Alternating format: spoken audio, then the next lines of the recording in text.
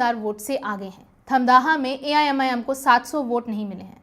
5 दौर की गिनती के बाद जेडीयू की लेसी सिंह राजद के संतोष कुमार से आगे चल रही हैं। तो धमदाहा में एआईएमआईएम को मुसलमानों ने एक तरह से रिजेक्ट कर दिया। बलरामपुर में एआईएमआईएम दूसरे नंबर पर है। मोहम्मद आदिल हसन को 23,000 वोट मिले हैं। तीसरे नंबर पर है माले। सीपीआई-एमएल के विधायक महबूब आलम, उन्हें 20,000 वोट मिले हैं। तो इस सीट पर महबूब आलम एआईएमआईएम के कारण तीसरे नंबर पर आ गए हैं। महबूब आलम 2020 में यहां से चुनाव जीते थे। बलरामपुर की इस सीट पर लोक जनशक्ति पार्टी की संगीता देवी को 18,000 वोट मिल चुके हैं, इससे आगे बढ़ गई हैं। यहाँ पर फिलहाल ईसीआई के आंकड़ों के मुताबिक 11 राउंड की गिनती हो चुकी है और ये ध्यान रखना चाहिए कि आंकड़े बदल रहे हैं और बदलते रहेंगे। मधुबनी में राष्ट्रीय लोक मोर्चा के माधव आनंद करीब 400 वोटों से ही आगे हैं। यहाँ पर 5 दौर की गिनती पूरी हो चुकी है। आरजेडी के समीर कुमार वक्त में जब सासाराम में था तो रोहतास जिले की 7 में से 1 सीट पर भी बीजेपी नहीं लड़ रही है। ऐसा पहली बार हो रहा है। जेडीयू, एलजेपी और आरएलएम लड़ रही है, लेकिन अमित शाह की सभा वहां हुई सासाराम में, उन लोगों के लिए हुई जो उनके घटक हैं। तो सही आप कह रहे हैं, अब उसी को आगे बढ़ाए। एक उम्मीदवार के यहाँ क्या जरूरत है। चलिए, आपने भी रेफरेंस दे दिया, मैंने भी रेफरेंस, बस रेफरेंस के लिए दिया। हम दोनों के रेफरेंस जो है फैक्चुअल है। ये बताता है ये पूरा चुनाव वो अपने लिए लड़ रहे हैं। उनको बंगाल जीतना है, बिहार उनके लिए पड़ाव था। एसआईआर का उन्होंने प्रयोग किया।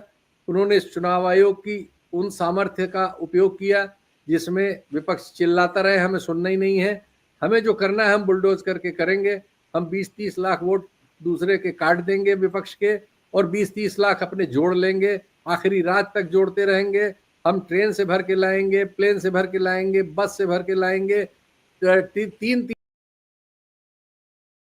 पर लोग उतावले हो रहे थे उन्हें देखने के लिए, बावजूद इसके उन्हें हार का सामना करना पड़ा। खेसारी सामने आए और उन्होंने जनता को धन्यवाद दिया है। सुनिए खेसारी क्या कह रहे हैं। तो नमस्ते, प्रणाम। पूरी छपरा की जनता को दिल से प्रणाम और पूरे बिहार की जनता को दिल से प्रणाम कि आप लोगों ने बहुत प्यार और स्नेह हमें दिया।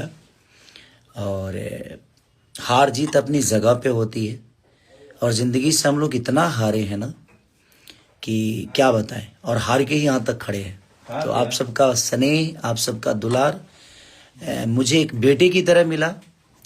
वोट लेना और जीत दर्ज करना ये मेरे लिए कभी विषय रहा ही नहीं। मैं हमेशा से एक बेटे की तरह आप लोग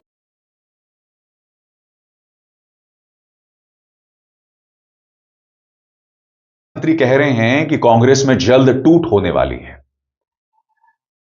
आप जानते हैं दोस्तों, प्रधानमंत्री नरेंद्र मोदी का कल का जो भाषण था ना, यह सबसे अहम और बेतुकी बात कही उन्होंने, और मैं आपको बताता हूं क्यों। क्या एक प्रधानमंत्री को यह शोभा देता है कहते हुए कि एक पार्टी में टूट होने वाली है? क्या पार्टी के अंदर जो असंतुष्ट नेता हैं प्रधानमंत्री, क्या वो आपसे संपर्क में है? क्या देश के प्रधानमंत्री को यह शोभा देता है कि वो ये कहें कि सामने वाले की पार्टी में टूट होने वाली है? क्या भारतीय जनता पार्टी इसे ऑर्केस्ट्रेट कर रही है? क्या वो उसका रास्ता साफ कर रही है?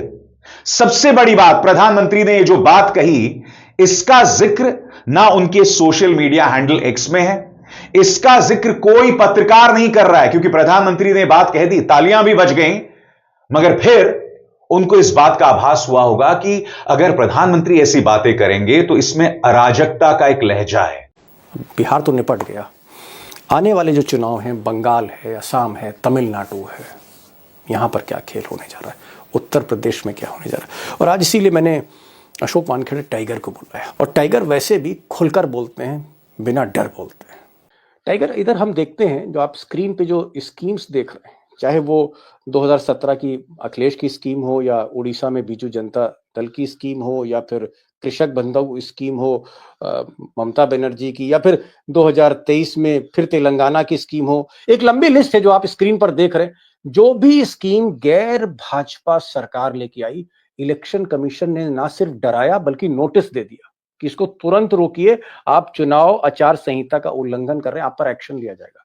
और जब अमित शाह मोदी पैसा बांटते हैं, वो भी चुनाव के बीचों बीच, इधर वोटिंग इधर पैसा, और वो भी 10-10 हजार रुपए, तो ज्ञानेश कुमार चुप हो जाते हैं, उनके होठ सिल जाते। लागू हो गई, चुनाव चलने लगा, प्रचार होने लगा, वोटिंग के दिन करीब आ गए, वोटिंग होने लगी, तब भी पैसा हर हफ्ते बाकी बची महिलाओं के खाते में जाता रहा। यानी दिन दहाड़े लूट हो रही थी आचार संहिता की, फिर भी आयोग चुप था। सुनिए राजीव रंजन जी को, सुनिए, इलेक्शन के एक्सपर्ट हैं और अक्सर चुनाव में फील्ड में रहते हैं। राजीव रंजन साहब, जब model code of conduct Bihar में लागू है तो डेट वाइज वो सरकार हर फ्राइडे को महिलाओं के खाते में कुछ 10, कभी 10 लाख महिलाओं के खाते में, कभी 20 लाख में, हर हफ्ते हर फ्राइडे को चुनाव चलने के दौरान महिलाओं के खाते में पैसे पड़ रहे हैं और चुनाव आयोग चुप है। अब दोस्तों, ज्ञानेश कुमार जो अमित शाह के खास हैं, अमित शाह के गृह मंत्रालय में वो सचिव थे, उसके बाद अमित शाह ने जो एक नया मंत्रालय, सहकारिता मंत्रालय बनाया, उसमें ये मंत्रालय के सचिव थे। जब ये रिटायर हुए तो अमित शाह और मोदी ने मिलकर इनको। बिहार की जनता भी अजीब है दोस्तों। जो गठबंधन कह रहा था कि हम हर घर को नौकरी देंगे, सरकारी नौकरी देंगे, जहाँ पर जनसुराज कह रहा था कि हम यहाँ पर रोज़गार लगाएंगे, उद्योग लगाएंगे, ऐसे लोगों को वोट न देकर बिहार की जो बिहारी है वो बिहारी ही रहेगा। ठीक है, इनका माइंडसेट तो दोस्तों आपने देख लिया होगा कि 10-10 हज़ार रुपये इनके अकाउंट में आए और ये पलटा मार गए दोस्तों। ठीक है, और दूसरे स्टेट में जाके फिर यही करेंगे कि इन्हें मजदूरी करनी है और फिर ये गालियाँ खाएंगे। और आज जो राज ठाकरे इनके साथ करता है वो गलत तो नहीं करता भाई। ठीक है, लोग कहते हैं कि राज ठाकरे गलत करता, तो मेरे ख्याल से भाई इन लोगों के साथ यही होना चाहिए। ठीक है, चाहे राज ठाकरे हो चाहे कोई भी हो, इनके साथ बिहारियों के साथ, इन्हें इसलिए बिहारी कहा जाता है दोस्तों। ठीक है, इन्हें गलत नहीं मारा जाता बाहर, इन्हें ठीक मारा जाता है दोस्तों, क्योंकि ये हर स्टेट में जाते हैं, भीख मांगते हैं, भिखारी की तरह काम करते हैं। महागठबंधन था दोस्तों, उसने कहा था कि हम नौकरी देंगे, रोज़गार देंगे, उसको तो 36 सीटें दे दी, और जो पेपर लीक करते थे उनको 200 पार करा दिया। ठीक है, तो इसलिए बिहारी को बिहारी कहा जाता है दोस्तों। आप तमिलनाडु में चले जाइए, बीजेपी 0 वहाँ पे। ठीक है, तो तमिलनाडु में क्यों नहीं जीतती है? जी हाँ दोस्तों, तो अभी यही है दोस्तों, अभी इनका अभी ये अपनी जात के नेता चुन लिए दोस्तों, तो अब इनको भेज दो भाई। ठीक है, अभी ये दिहाड़ी करने जाएंगे। लोग वापस आ रहे थे तो दिख रहा था भाई, मेरे ख्याल से अब की बार बदलाव होगा। पर आपको सबको ये पता है कि बिहारी तो दोस्तों 10 दिन तक वोट नहीं बदलते, तो सरकार कहाँ से बदलेगी? यही बिहारियों की पहचान है दोस्तों, तभी तो इन्हें बिहारी कहते हैं। सबसे पिछड़ा स्टेट यही है दोस्तों आज के समय में, और ये घुस गए हैं भारत के अलग अलग में। ठीक है, और चाहे कहीं हो, तमिलनाडु हो, पंजाब हो, हरियाणा हो, ठीक है, और इनको लात मार के बचाया जा रहा है। ठीक है, गलत नहीं कर रहे वहाँ के स्टेट के लोग, क्योंकि उनको भी चाहिए रोज़गार। वो थोड़ी जाएंगे अभी दूसरे स्टेट में, उनकी सरकार तो दे रही है भाई रोज़गार।